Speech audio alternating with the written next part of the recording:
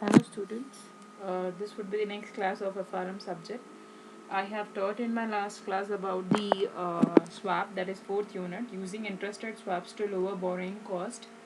Um, Today we are going to discuss about the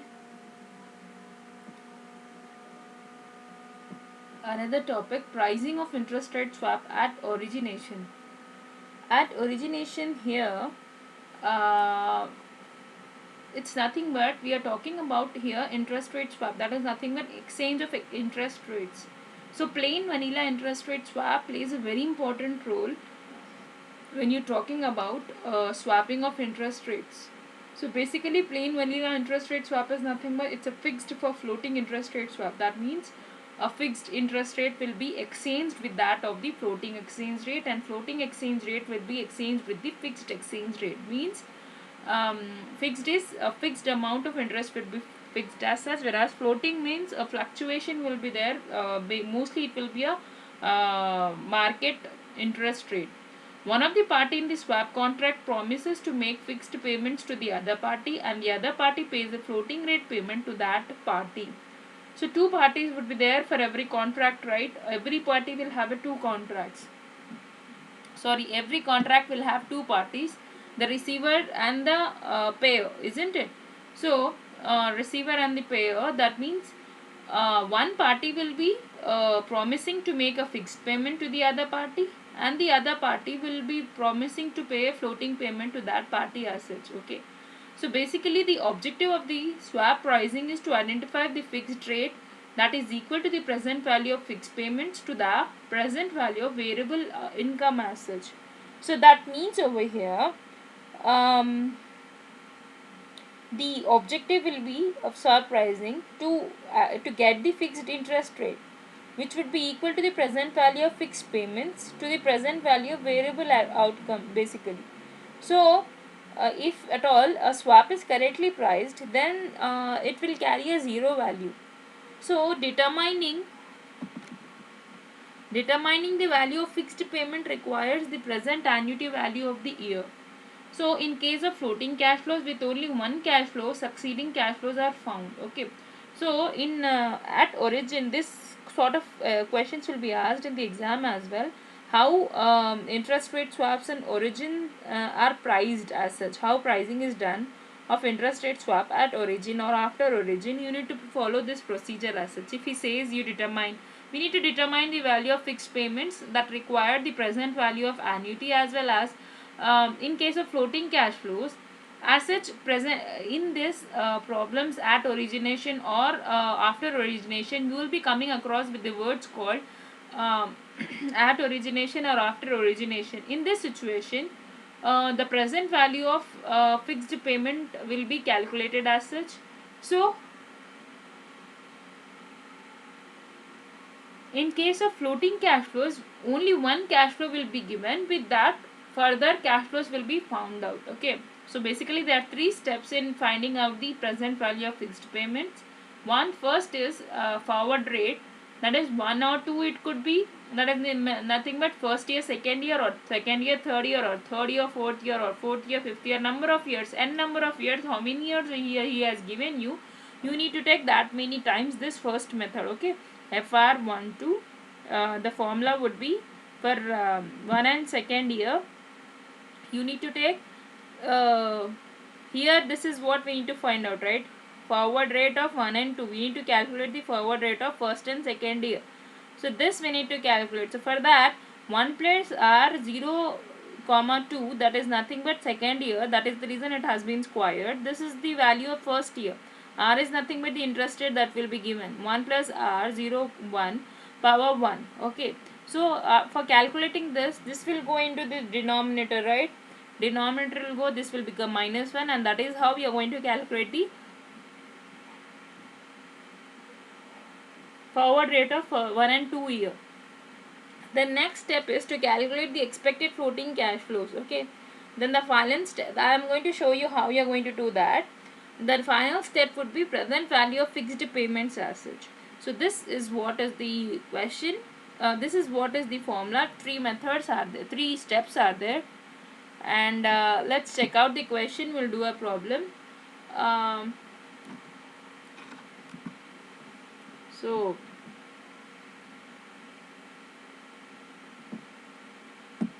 this would be the question. We'll do a problem on this. Determine the present value of a floating rate cash flows for 3 years for term structure. That is, R01 is equal to 5%. R02 is equal to 6%, R03 is equal to 7.5% as such. So let's start doing this problem. As I said, the very first step is, what is the very first step? To determine the forward rate. That's a formula that we need to use. So here, as I said, if it is 1 2 years, you need to use this formula. 2 will be 1, 2 will be first, 1 will be in the after the equal. Now here in this question, he has given you 3 years, R01, R02 and R03. So you need to calculate 3 times a forward rate as such. Okay, so let's start doing this problem.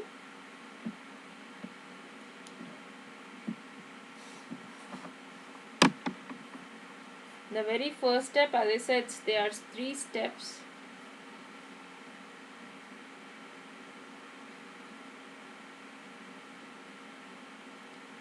Calculate forward rate for 3 years, whereas R01 has been given as 5%,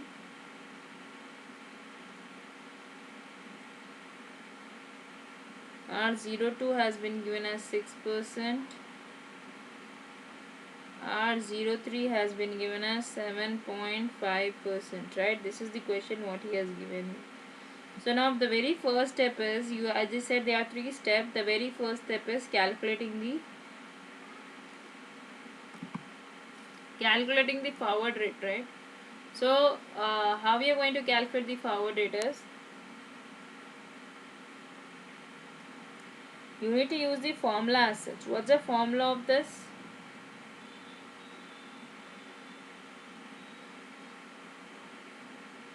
R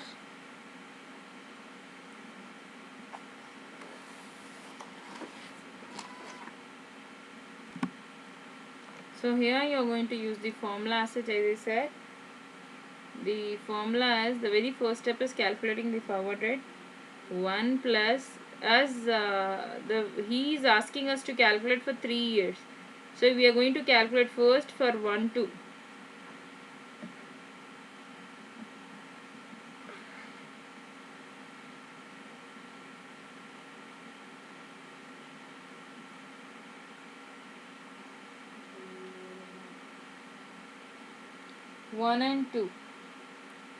One and two. Here what you're going to do is use the formula that has been given. 1 plus R02 square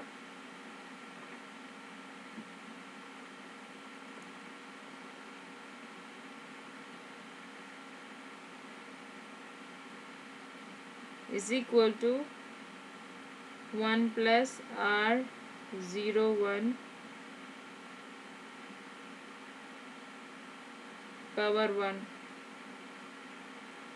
right, into 1 plus FR power 1 comma 2. If you see this, I have taken the same formula. If you see this formula, 1 plus R power 2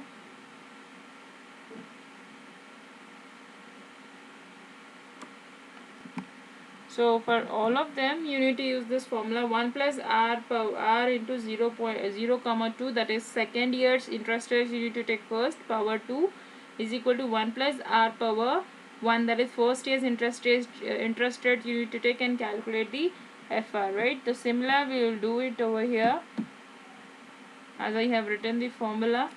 So now let's take the interest rates that has been given. For the second year, how much it is? 6%, right?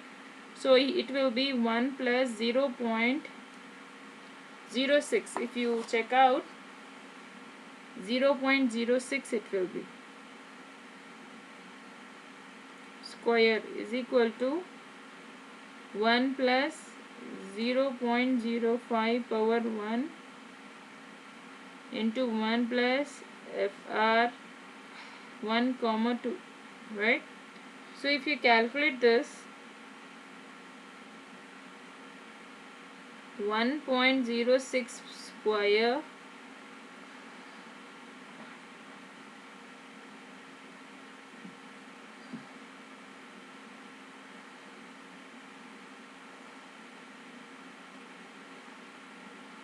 one 1.05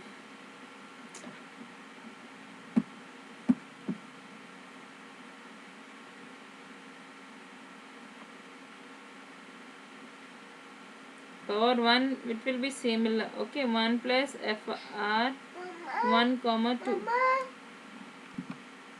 If you calculate this, 1.06, right?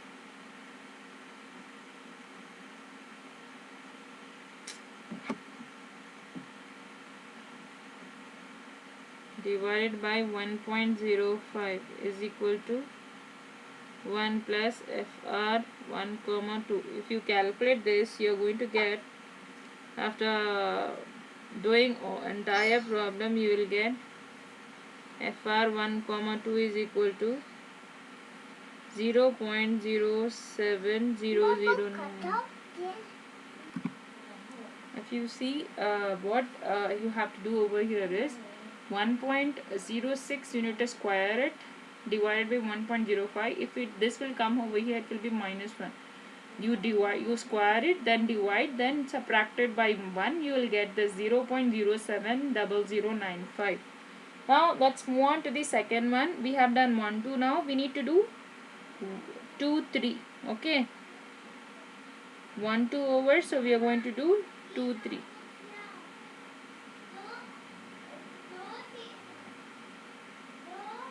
1 plus R 0 comma 3. As I said, you need to take 3 first, right? So you are going to cube it. Okay, then is equal to 1 plus R 0 comma 2 power 2. If it is third year, you need to cube it. If it is second year, you need to square it. If it is fourth year, you need to do power 4, like that. Okay, so FR power FR 2, 3, because we are calculating for 2, 3, right? We need to calculate for 2, 3 as such. So here it will be 1 plus, third year how much it has given you? 7.5. 7.5 means 0.075 we have to write down. So 0.075 power 3 is equal to 1 plus 0.06 power 2, 1 plus FR 2 comma 3. So here it will be like 1.075 power 3. If it comes over here, 1.06 power 2 is equal to 1 plus FR 2 comma 3. If you calculate the entire part, cube it and square it, divide it, minus 1 it, so you are going to get FR 2 comma 3 as 0.10564. Okay, so this is how you need to calculate. 1, 2, 2, 3 over 3 years only has been given. That is the reason we have done 1, 2, 2, 3. If you would have given 4 years, we would have done for 4 times as such. 1, 0, 1, 1, 2, 2, 3, 3, 4, then 1, 4, like that. Okay, so here 2 years we have done 1, 2 and 2, 3. Now what is the next step I said you to calculate over here? Calculating the cash flows. If you see this, next is calculate the expected floating cash flow. So that is what we are going to do now. The second step is calculating expected floating cash flows.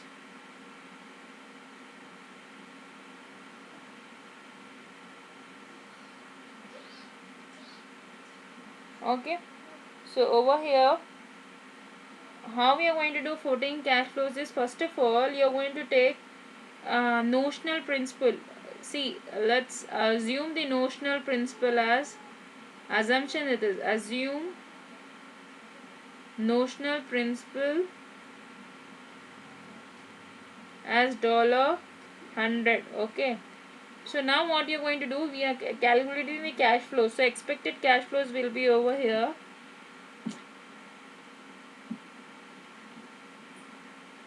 CF1, you are going to take R into the notional principal 100. So CF1 will be your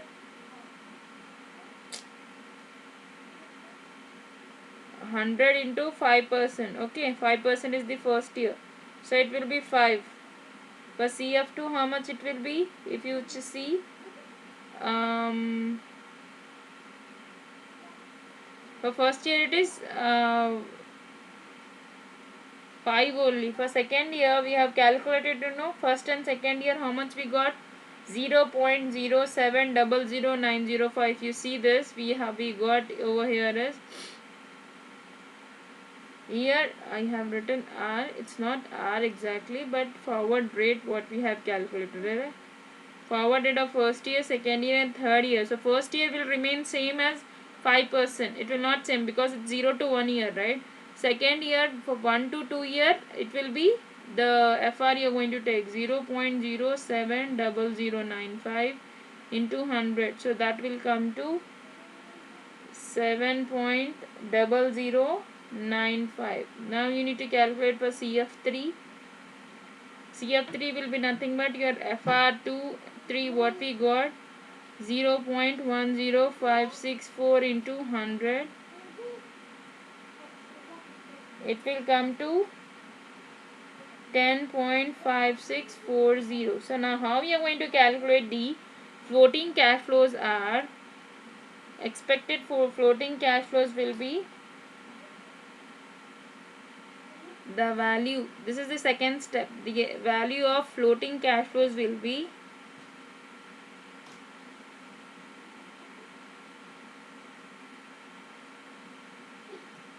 you are supposed to take R what we got, CF1, CF2, CF3. Okay, CF1 divided by 1 plus R power 1,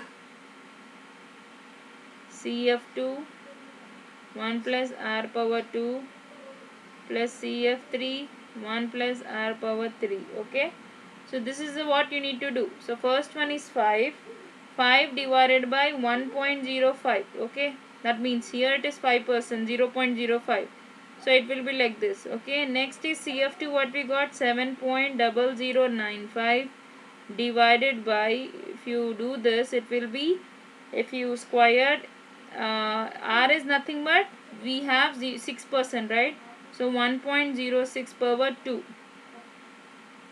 plus CF3 is what, 10.5640 divided by 1 plus we got, you need not to write plus as such, directly I am taking the value. Okay,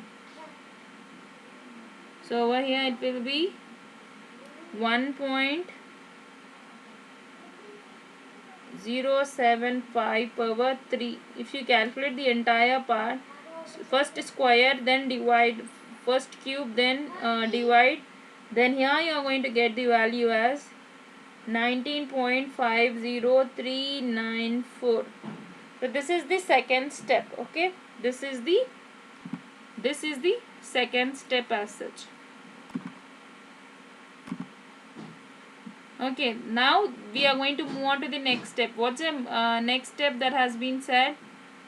If you check the PPT, present value of fixed payment we need to calculate. Okay, so now the present value of fixed payment is nothing but how we are going to do, you know, you are going to take down the values.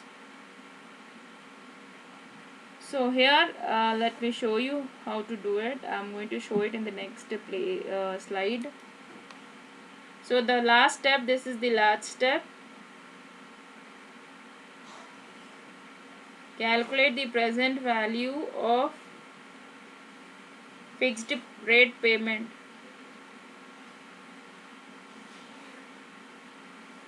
fixed rate payment present value we are calculating. So here what you're going to do, you're going to take down the value that we got.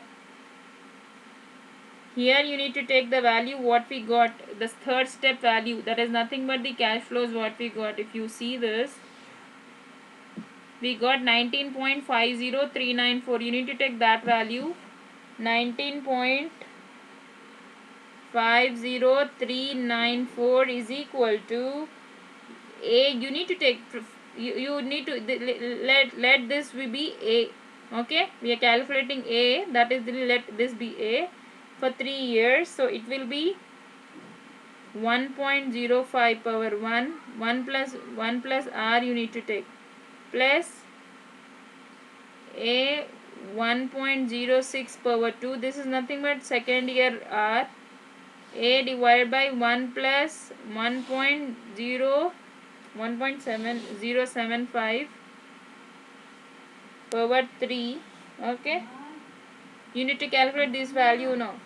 So how much you will get?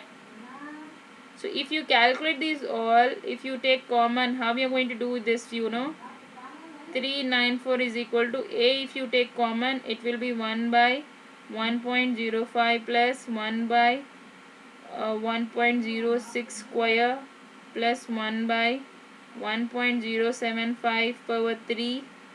Okay, so if you calculate this, the entire one is equal to a into, if you calculate this entire one, you will get 22.647338. Okay, so if you move this over here, it will be, we are calculating 19.50394 divided by 2.647338 is equal to a. So a will be nothing but your 7.36738. So this is how you need to calculate the values as such. This means, if a swap dealer is agreeing to make a fixed payment of 7.3674% of the notional principal amount and receive floating payment, the value of two cash flow streams are equal. Okay, that means two cash flow streams are equal means, if he is agreeing to pay a fixed amount, that is nothing but this is a fixed payment that we are agreeing, isn't it? 7.3674 with the notional principal, he'll be receiving a floating payment. So fixed and floating, both the values will be equal as such. Okay, so to make a profit, the swap market maker might quote prices of 7.34 to fixed rate receiver and 7.39 to fixed rate payer. So interest rate swaps are typically quoted as a spread over the yield to maturity of some securities as such. So if yield on the most recently issued 3-year treasury note will be 7.05. Okay, so that means over here, what I want to explain you over here is, so the swap market maker, whoever quotes the prices, they will be benefitable if they fix the prices, if they fix the prices of 7.34 to a fixed rate receiver and 7.39 to a fixed rate payer as such. So that is how they will be benefited. So what you can write over here is a note. I am going to write down, 1 second. A swap dealer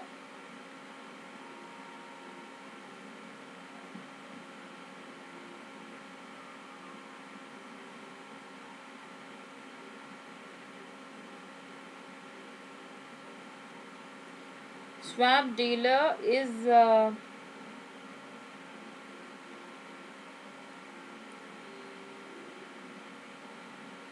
agreeing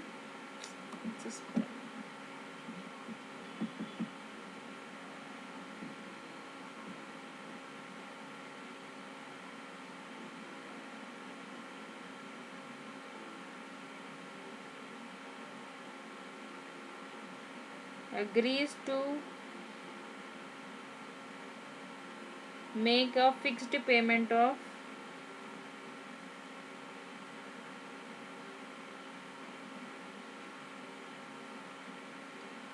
7.36738%.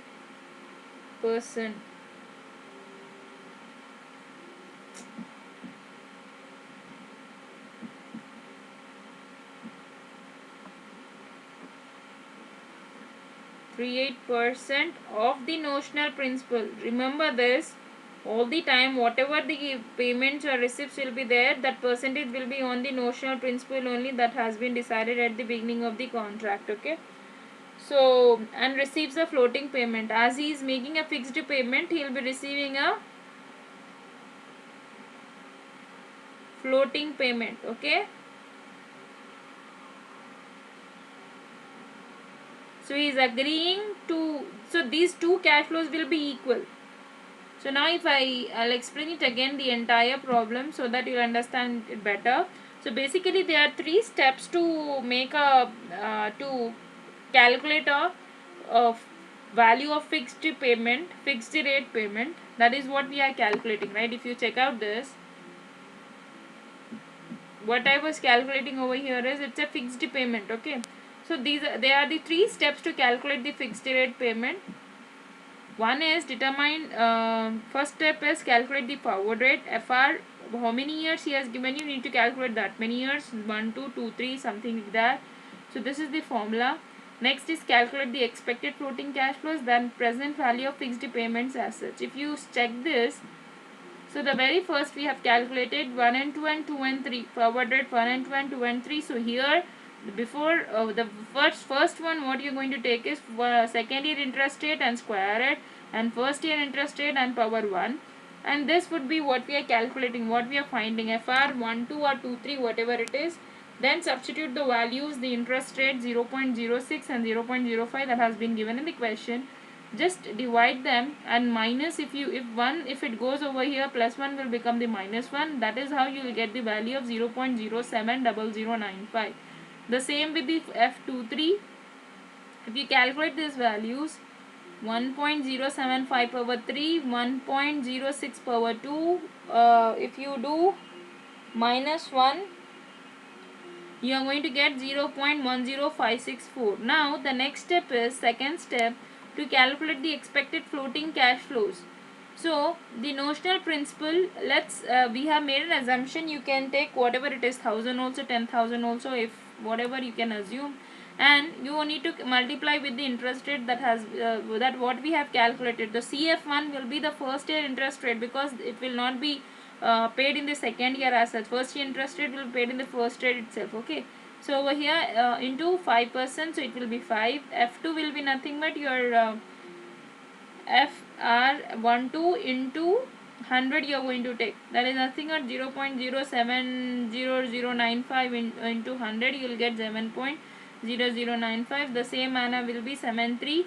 You are going to take 23 value, F23, F21, it is 0.10564 into 100, you will get 10.564.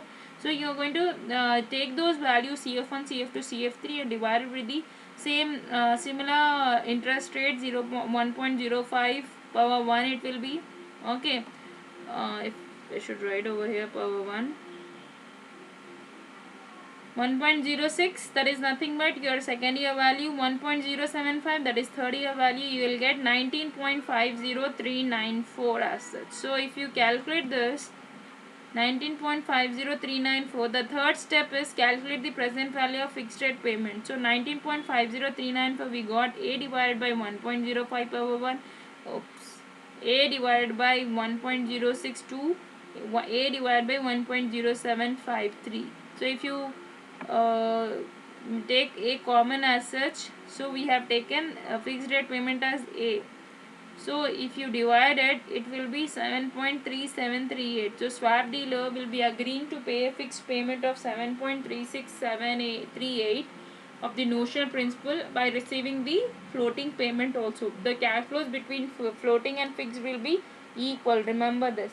So to make a profit also, thus to make a profit from swap contract, the swap dealer must quote a price below 7.36 and to the fixed rate party receiver, and above 7.36738 to a fixed party payer. Okay. So I am going to write down over here.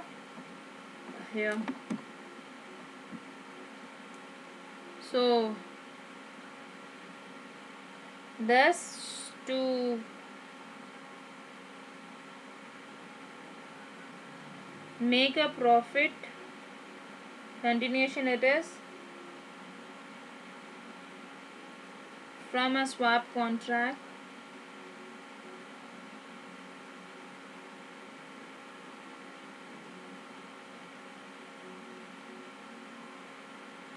the swap dealer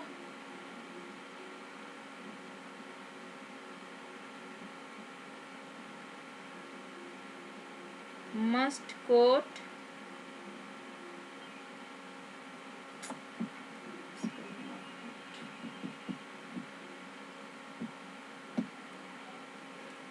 the swap dealer must quote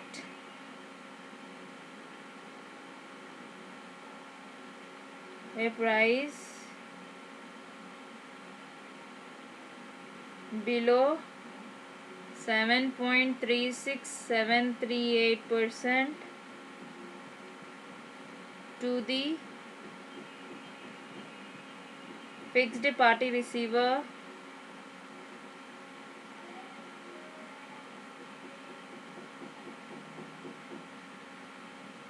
and above 7.36738% to the fixed party payer. Okay, so this is what is the problem to calculate the present value of fixed payment. So in the next class I'm going to explain you pricing interest rate swap at origination and after origination. So I'll wind up the class here. I hope you understood it. And nobody are messaging me in the group also, MBA finance group you have prepared, and nobody questioned me. That means what should I understand, you all are getting or not? No